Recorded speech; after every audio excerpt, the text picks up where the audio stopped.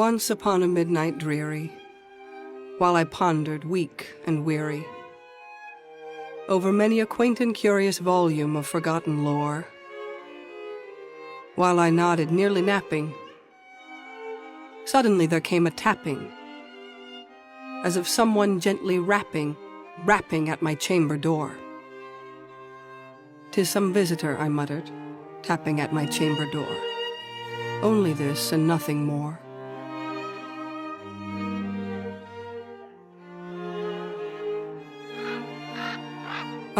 Distinctly I remember, it was in the bleak December, and each separate dying ember wrought its ghost upon the floor.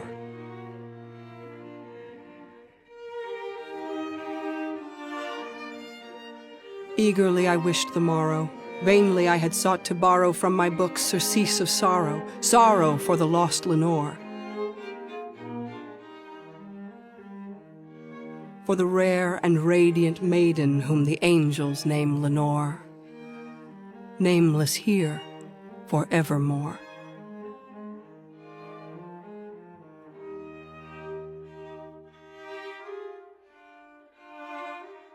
And the silken, sad, uncertain rustling of each purple curtain thrilled me, filled me with fantastic terrors never felt before, so that now, to still the beating of my heart, I stood repeating, "'Tis some visitor entreating entrance at my chamber door."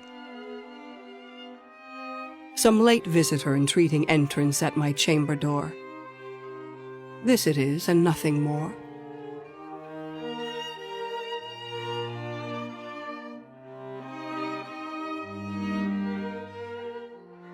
Presently my soul grew stronger, hesitating then no longer. "Sir," said I, "or madam, truly your forgiveness I implore. But the fact is I was napping, and so gently you came rapping, and so faintly you came tapping at my chamber door, that I scarce was sure I heard you." Here I opened wide the door. Darkness there, and nothing more. Deep into that darkness peering, long I stood there, wondering, fearing, doubting, dreaming dreams no mortal ever dared to dream before.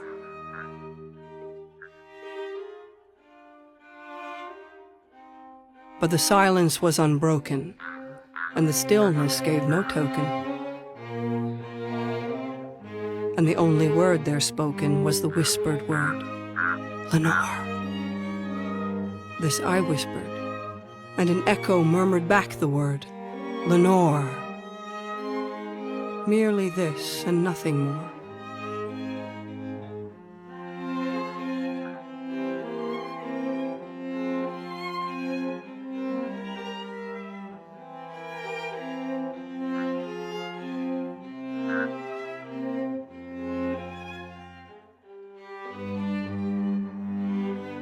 Back into the chamber turning, all my soul within me burning, soon again I heard a tapping somewhat louder than before. "Surely," said I, "surely that is something at my window lattice. Let me see then what thereat is, and this mystery explore. Let my heart be still a moment, and this mystery explore. 'Tis the wind and nothing more."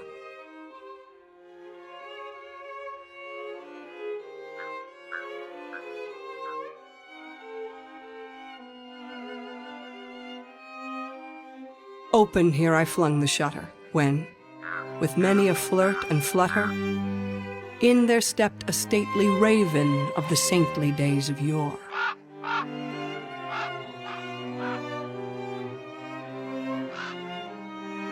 Not the least obeisance made he, not a minute stopped or stayed he,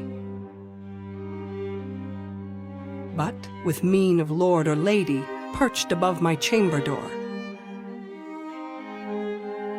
perched upon a bust of Pallas just above my chamber door, perched and sat, and nothing more. Then this ebony bird beguiling my sad fancy into smiling, by the grave and stern decorum of the countenance it wore, Though thy crest be shorn and shaven, thou, I said, art sure no craven, ghastly, grim, and ancient raven wandering from the nightly shore.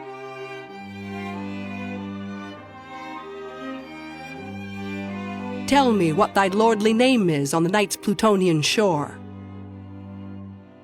Quoth the raven, Nevermore.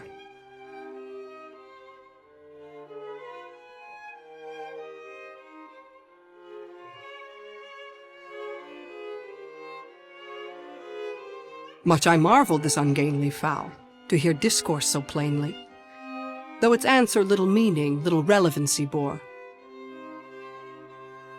For we cannot help agreeing that no living human being ever yet was blessed with seeing bird above his chamber door. Bird or beast upon the sculptured bust above his chamber door, with such name as Nevermore.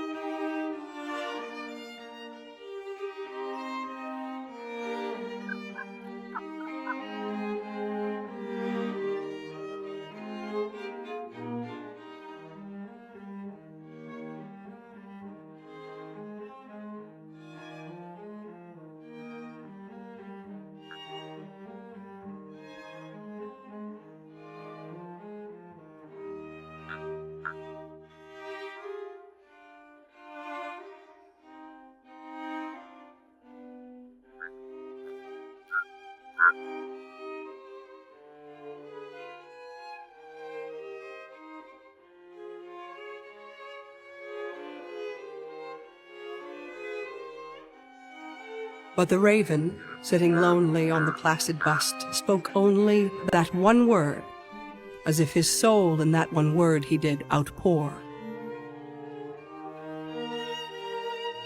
Nothing farther than he uttered, not a feather than he fluttered, till I scarcely more than muttered, Other friends have flown before. On the morrow he will leave me, as my hopes have flown before. Then the bird said, Nevermore.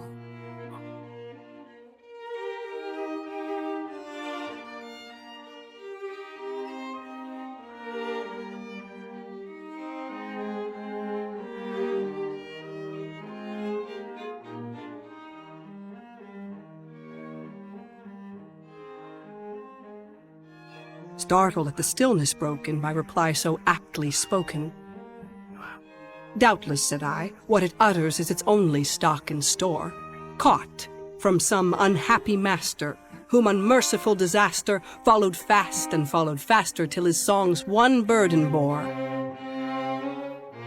till the dirges of his hope that melancholy burden bore, of never, nevermore. But the raven, still beguiling all my fancy into smiling, straight I wheeled a cushioned seat in front of bird and bust and door. Then, upon the velvet sinking, I betook myself to linking fancy unto fancy, thinking what this ominous bird of yore, what this grim, ungainly, ghastly, gaunt, and ominous bird of yore meant in croaking nevermore.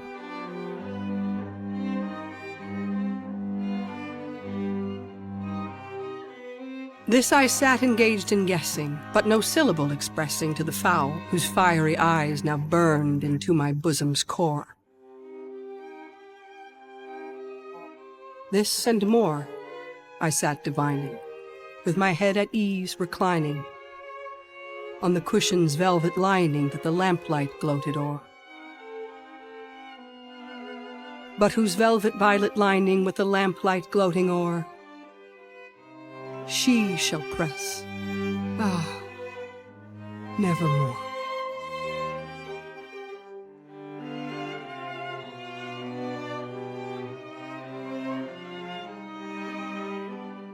Then, methought, the air grew denser, perfumed from an unseen censer swung by seraphim, whose footfalls tinkled on the tufted floor.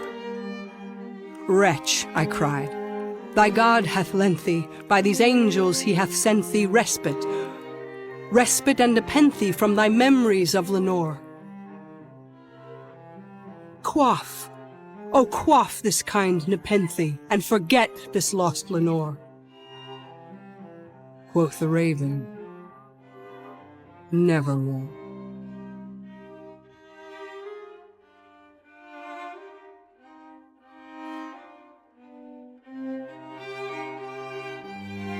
Prophet, said I, thing of evil, prophet still if bird or devil. Whether tempter sent or whether tempest tossed thee here ashore, desolate yet all undaunted, on this desert land enchanted, on this home by horror haunted, tell me truly, I implore, is there balm in Gilead? Tell me, I implore. Quoth the Raven, nevermore.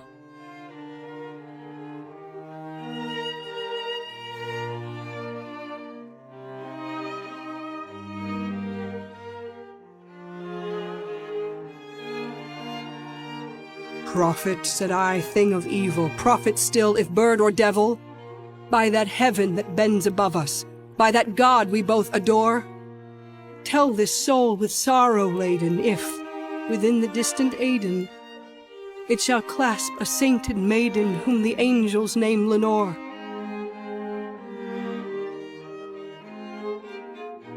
Clasp a rare and radiant maiden whom the angels name Lenore.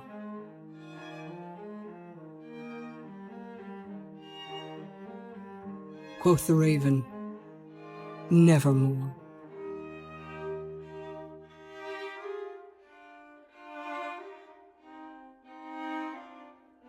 Be that word our sign of parting, bird or fiend, I shrieked, upstarting. Get thee back into the tempest and the night's Plutonian shore. Leave no black plume as a token of that lie thy soul hath spoken. Leave my loneliness unbroken. Quit the bust above my door. Take thy beak from out my heart, and take thy form from off my door. Quoth the Raven, nevermore.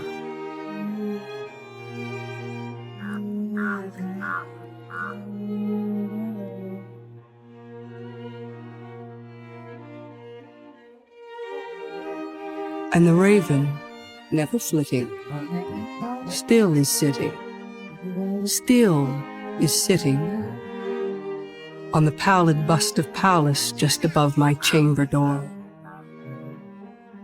And his eyes have all the seeming of a demon's that is dreaming, and the lamplight o'er him streaming throws his shadow on the floor. And my soul from out that shadow that lies floating on the floor shall be lifted nevermore.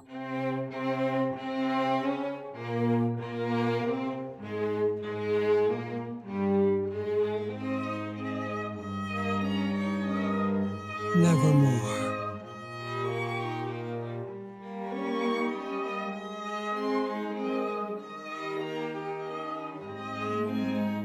Never,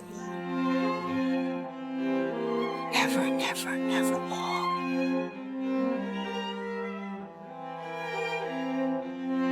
Nevermore.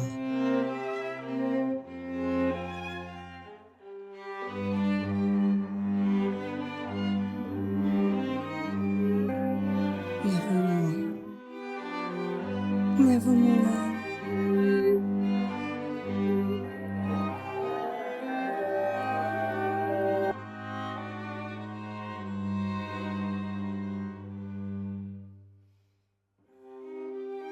Nevermore. Never.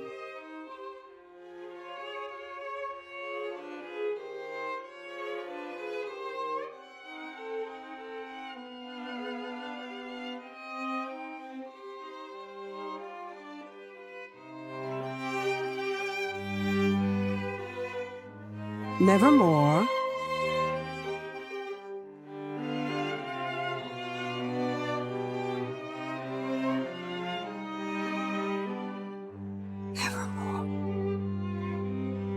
Nevermore. Nevermore. Nevermore.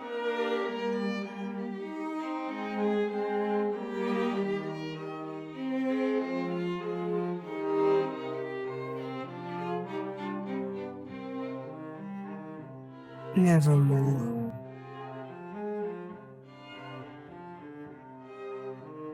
Nevermore. Nevermore. Nevermore. Nevermore. Nevermore. Nevermore. Never. Nevermore. Nevermore. Nevermore. Nevermore. Nevermore. Nevermore. Nevermore. Nevermore! Nevermore! Nevermore!